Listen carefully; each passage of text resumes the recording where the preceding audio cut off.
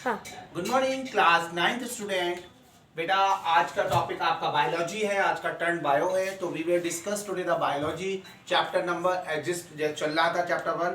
आगे का जो टॉपिक है वो हमने नेक्स्ट प्रीवियस क्लासेस के अंदर, बायो की क्लासेस के अंदर हम लोगों ने सेल्स के बारे में पढ़ लिया था।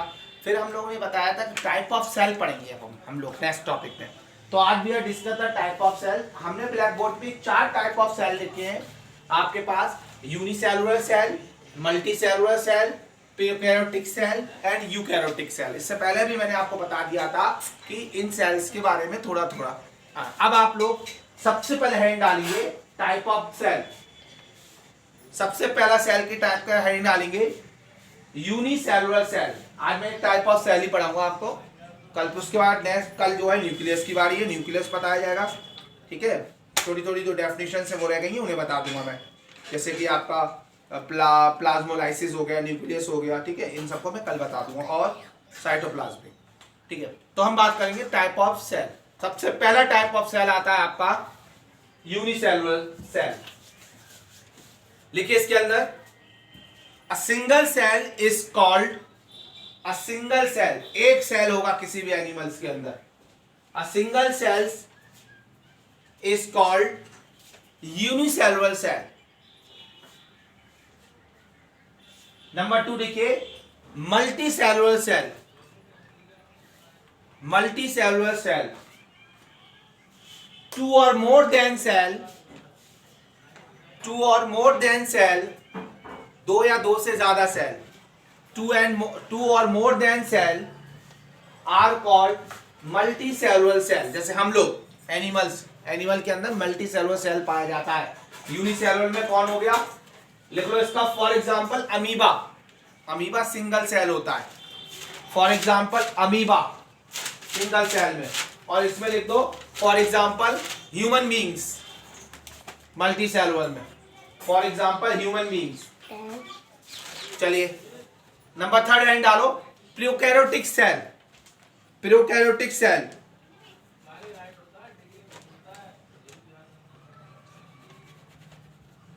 Prokaryotic cell.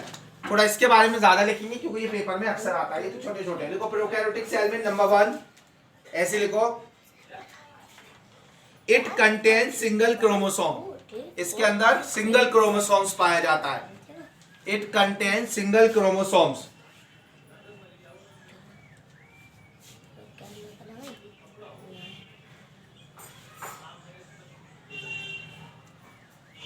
इट्स साइज यानी प्रोकैरियोटिक की साइज होती है, its size is generally small, बहुत छोटे होते हैं। Prokaryotic cell, its size is generally small. कितना होता है, 1 to डैश लगाकर 10 म्यू मीटर। बेटा ये म्यू जो होता है, जो म्यू को आप बनाएंगे, यू को हल्का सा यू करेंगे ना, यू को नीचे की तरफ डंडा कर देंगे, इसको म्यू मीटर कहते हैं। म्यू जो होती है वो एक यूनिट होती है जो हम सेल्स को मतलब नापते हैं, मेजर करते हैं, तो म्यू मीटर कहलाया जाता है। तो सेल का प्रोकैरियोटिक का जो साइज होता है वो बहुत छोटा होता है। ये 1 से लेकर 10 म्यू मीटर तक पाया जाता है। तो पहला चीज हमने लिखवाया था, इसके अंदर सिंगल क्रोमोसोम्स होते हैं। दूसरा मैंने लिखवाया था इसके अंदर न्यूक्लियर नंबर दूसरा लिखवाया था, साइज इसके जो होता है वो बहुत छोटा होता है, जो कि कितना होता है, 1 से 10 म्यू मीटर होता है। नंबर 3 लिखिए, न्यूक्लियर मेम्ब्रेन इज एब्सेंस। इसके अंदर न्यूक्लियर मेम्ब्रेन इसके अंदर नहीं पाई जाती है यूकैरियोटिक सेल्स के अंदर। Prokaryotic cell nuclear membrane is absent. Nuclear membrane is absent.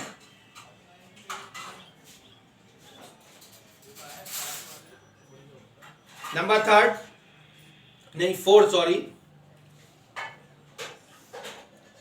Cell division take place. इसके अंदर जो सेल डिवीजन होता है ये बहुत इंपॉर्टेंट है, अक्सर पूछ लेते हैं पेपर में कि प्रोकैरियोटिक में सेल डिवीजन कैसे होता है।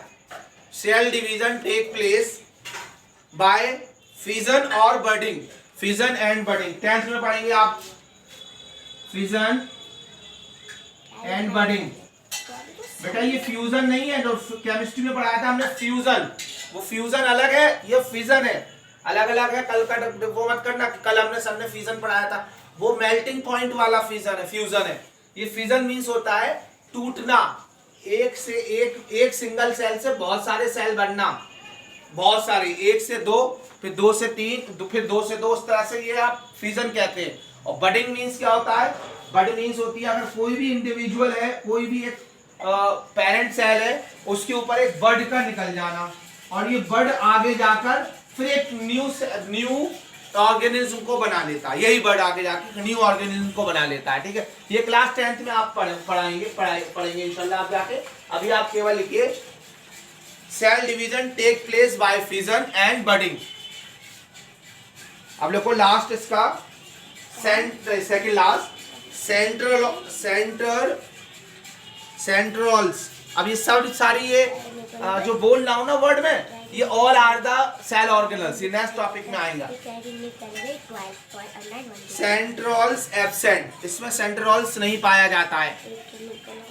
और लास्ट लिखिए इसका for example bacteria, blue green algae, blue green algae.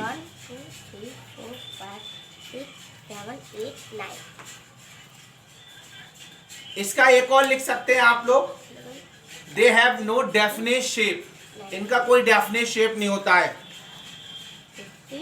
They have no definite shape, देखो अमीबा है या पैरामीशियम या बैक्टीरिया है, कोई डेफिनेट शेप नहीं होता है, जैसे बना दो वैसे बन जाता है। तो एक पॉइंट और बना लेंगे फॉर एग्जाम्पल के बाद, फॉर एग्जाम्पल बाद they have no definite shape, prokaryotics का कोई डेफिनेट शेप नहीं पाया जाता है। अब डालो heading eukaryotic, eukaryotic cells, eukaryotic cells. देखो number 1, size of the cell generally large. Number 1 eukaryotic का लिखो, इसका लार्ज होता है सेल, जो कि होता है 50 to 100 म्यूमीटर, 50 से लेकर 100 म्यूमीटर तक होता है जनरली लार्ज। इसका लार्ज पाया जाता है, जनरली लार्ज होते हैं ये लोग। They have well definite body shape, इनकी वेल डेफिनेट बॉडी शेप होता है, जैसे प्लांट का ब्रांचेस, लीव्स और आपका रूट, तो हमारी नाक, कान, मुंह, हाथ, पैर, तो एक वेल डेफिनेट शेप होता है यूकैरियोटिक्स का। Number 3, it contain more than 1 chromosomes, उसमें सिंगल होता है, इसमें 2 या 2 से ज्यादा क्रोमोसोम पाए जाते हैं। It contain more than one chromosomes. Next लिखिए, क्रोमोसोम्स के बारे में बताऊंगा जब आपका वो आएगा, न्यूक्लियस आएगा। नेक्स्ट लिखिए नंबर 4,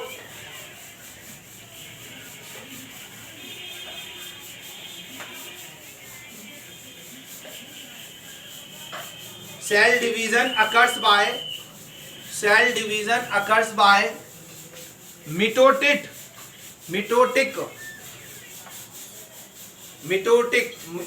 मीन्स होता है 1 से 2 से 1 होना। मिटोटिक होता है बहुत सारे पे बैठ जाना, 1 फिर 2 फिर बहुत सारे सेल में डिवाइड हो जाना। Cell division occurs by the mitotic division. देखो for example fungi, plant and animals. Next वाला पॉइंट लिखना, for example fungi, plant and animals. बेटा आज हम लोगों ने सेल्स के टाइप पढ़े अच्छी तरह से। इसका एक क्वेश्चन लिखिए, गिव डिफरेंस बिटवीन, इसी के नीचे खुद करना, give difference between prokaryotic cell and eukaryotic cell. आपको क्वेश्चन दिया गया है, आंसर खुद करेंगे। Give difference between prokaryotic cell and eukaryotic cell. ठीक है बेटा, आज मैं इतना ही पढ़ाऊंगा आपको, आप अच्छी तरह घर पे जाके टाइप ऑफ सेल को पढ़ लीजिए।